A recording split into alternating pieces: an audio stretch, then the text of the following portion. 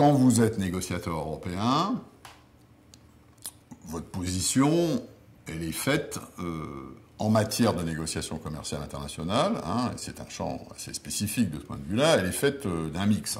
Hein, c'est un mix de valeurs et d'intérêts.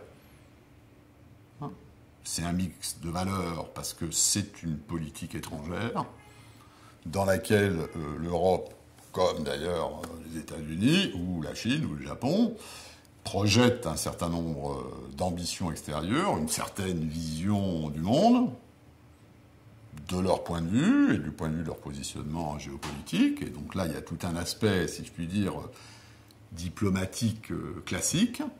Et puis, comme c'est du commerce, c'est quand même très enraciné dans une réalité qui est une réalité d'intérêt. Et cette réalité d'intérêt, elle est faite d'avantages comparatifs, d'avantages compétitifs, d'ambition d'accès au marché, d'ambition de protection. Et donc c'est ce mix-là, si je puis dire, que vous gérez quand vous êtes négociateur commercial européen. Alors vous le gérez d'abord avec vos mandants, hein, qui sont ceux qui vous fixent votre mandat, et un négociateur, et en tout cas le commissaire européen en charge du commerce international, il n'est rien d'autre que le négociateur au nom de l'Union européenne, en fonction d'un mandat qui est établi après concertation au sein de la Commission avec d'autres collègues qui s'occupent du développement de l'agriculture, de l'énergie, des transports, hein, et tout ça c'est dans la négociation, avec le Sénat des États membres, et avec le Parlement européen qui, en gros, représente les citoyens. Et ce sont les trois endroits d'où vous puisez votre légitimité de négociateur. Alors, il se trouve que dans le cas de l'Union européenne, ça aboutit, compte tenu de ce qu'est l'Union européenne et du fait que cette compétence est fédéralisée,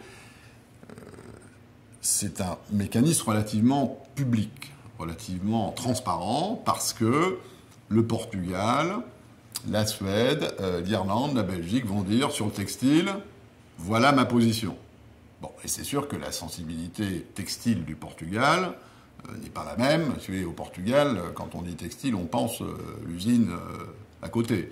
Quand vous êtes en Suède, on dit textile, on pense le supermarché d'en face. Ça ne donne pas tout à fait les mêmes positions en matière de négociation commerciale internationale sur le textile. Les Portugais vont être plutôt un peu défensifs et les Suédois vont dire bah, si c'est moins cher, tant mieux.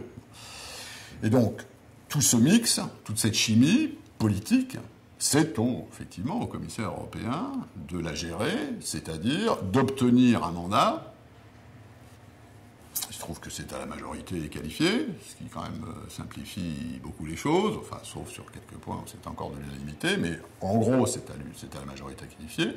Et donc, le commissaire européen propose son mandat, le fait débattre dans ces différentes instances, le fait adopter par ces différentes instances, qui, chacune pour ce qui la concerne, le collège des commissaires, le Conseil des ministres et le Parlement, suit la négociation. Et donc, ce mandat, vous devez vous effacer derrière. Il y a une part de vous dans le mandat.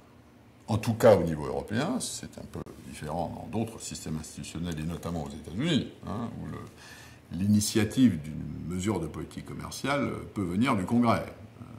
En Europe, l'initiative de la politique, elle revient à la Commission. Donc c'est vous qui proposez, c'est vous qui discutez, et c'est vous qui négociez.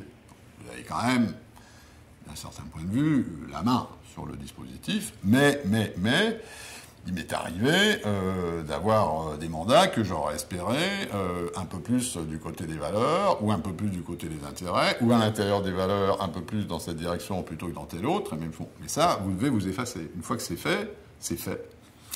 Et vous êtes redevable, si je puis dire, devant vos mandants.